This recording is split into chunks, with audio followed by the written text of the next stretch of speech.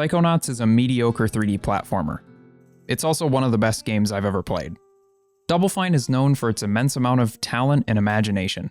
Each of their games tries something different than the last, shifting genres on a whim and seeking new and creative ideas, but there remains a strand of familiarity throughout every project. When you see a Double Fine game, you know it's them from a quick glance. The quintessential example of this has to be their debut game Psychonauts. It's the poster child of the company and their unique style. But the road to release this game was a bit of a nightmare. To start, their first office was essentially an underground garage. If it was cold, they had to use space heaters, which would often cause a power outage in the entire building. If it was raining, the bathrooms would get blocked up, coating the floor in sewage.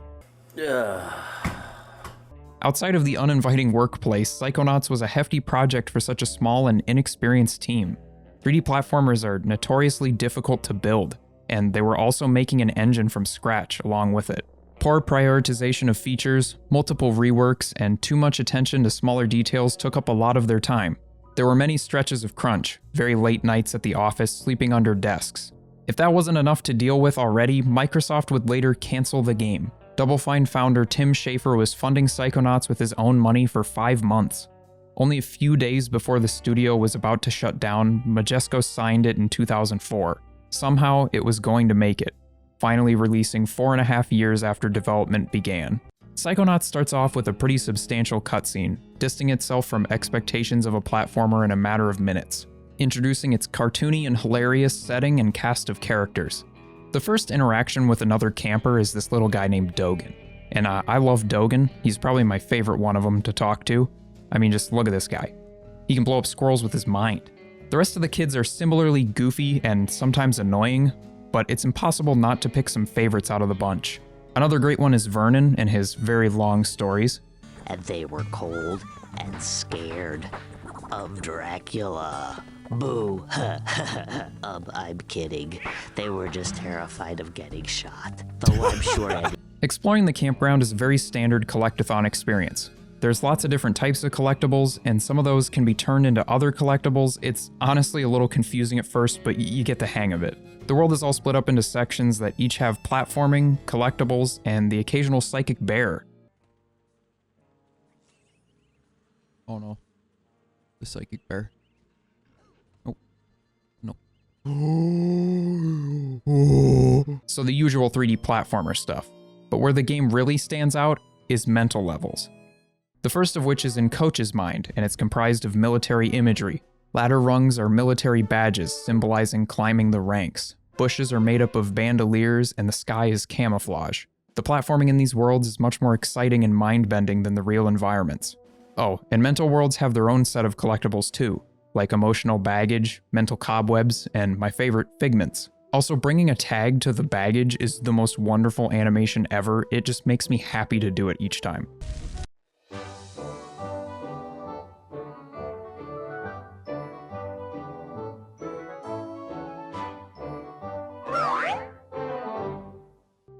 After that, you visit the minds of Sasha and Mia, where you learn how to use new psychic abilities.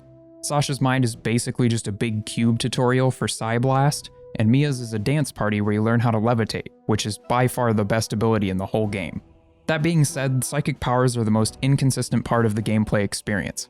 Some of them are essential and extremely useful, while others are clunky and ineffective.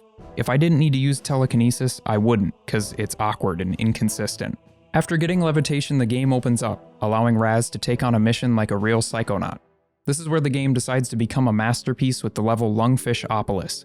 This has to be one of my favorite levels in a video game ever, mostly because of the dialogue. Hey, Gogoloy! Down here! Excuse me, were you talking to me? Ah! Ow! My ears! I'm sorry. Ah! Oh my god! Ah! Are you okay? He's dead. This world alone gave me childlike excitement that I hadn't felt before. My mind was racing with all these different ideas and possibilities of what could be in future minds. And next up is the Milkman Conspiracy, with its winding suburban streets of paranoia, filled with secret agents pretending to do a variety of things, but they're not very great at it. The cemetery is filled with dead people. I do not know whether to remarry or to remain loyal to my loved one. Oh, boo-hoo. Glorious theater portrays severe mood swings through the stage shifting between light and dark. Actors crudely perform detailing a troubled childhood and feelings of abandonment. While this is happening, a large critic sits above, mocking the spectacle. Fun fact, the projectile words in this level's boss fight were taken from a review of the movie White Chicks.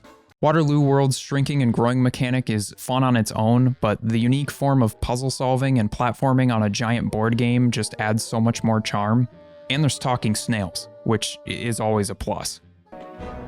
If it is truly a time of war, then we are ready. We can no longer pull our heads into our shells and hide. We are, after all, armored warriors, and this is our land too. We may not be fast, but we always march upon the glittering path of righteousness, for we created ourselves from our hearts. Lead us onward, and let us eat holes in the leaves of Napoleon's garden. I can't speak about this game without mentioning Black Velvetopia.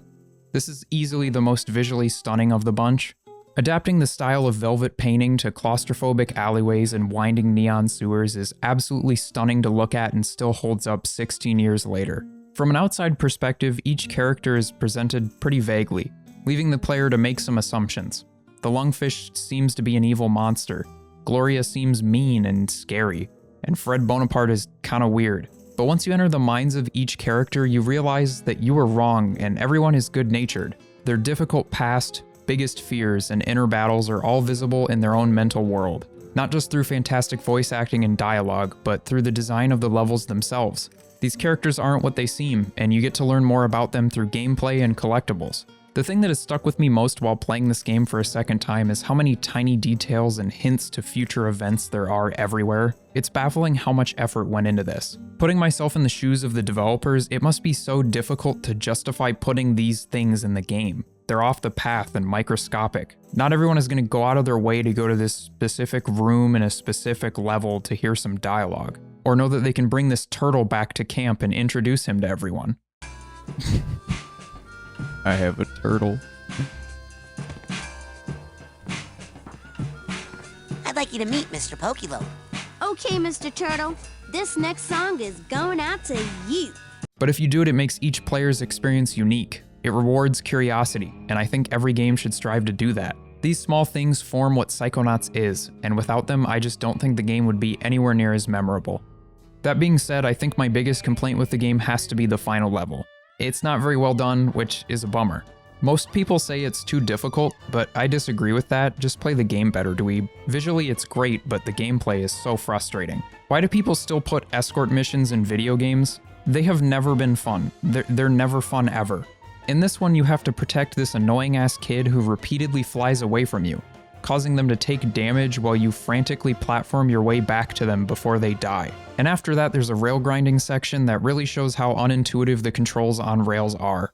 But even with those small hiccups, Psychonauts is one of the most well-designed, thought-provoking, and enjoyable games I've played. It feels so relatable and built on passion, whether it's the story, level design, characters, vaults, figments. You feel the whole team that made this game shine throughout each portion, and it's apparent that they truly cared about these characters and the world. I know this sort of style of game was popular in the early 2000s, but Psychonauts just feels different. Scott Campbell and his art direction are essential to this game's unique feel. Every time I would unlock more concept art in the game, I couldn't help but just analyze it for minutes. You should just go buy Scott's art. I'll have a link to his shop in the description. Here's some of my favorite things that I found in it. I especially like this log guy. He's pretty cool. With Psychonauts 2 coming out in August, I find myself extremely excited, but also concerned. This is a crowd-funded 3D platformer, and we know how some of those go. It's hard to live up to the expectations of nostalgia and the quality of the previous game. I think the best thing they can do is reward curiosity just like they did before. These missable things may take up time and they're not essential to completing the game, but they make what Psychonauts is, and I just hope they live up to the detail and diversity of the first game. Double Fine seems to be aware of these concerns, and they're trying to make sure Psychonauts 2 is just as engaging as the previous game while also improving upon its flaws. Psychic powers seem much better during combat, platforming looks good, figments are easier to spot, which is amazing, and overall the game just looks stunning. Oh, and there's a lot of teeth, which is kind of disturbing actually. I don't know if I like the teeth level, it's kind of scary. So for the time being, there is no game like Psychonauts. Its unique blend of storytelling, humor, and one-of-a-kind level design is truly something special. The creativity is so potent and in your face, it's impossible to not crack a smile. I'm so glad I got to play Psychonauts. Rockin' Stone.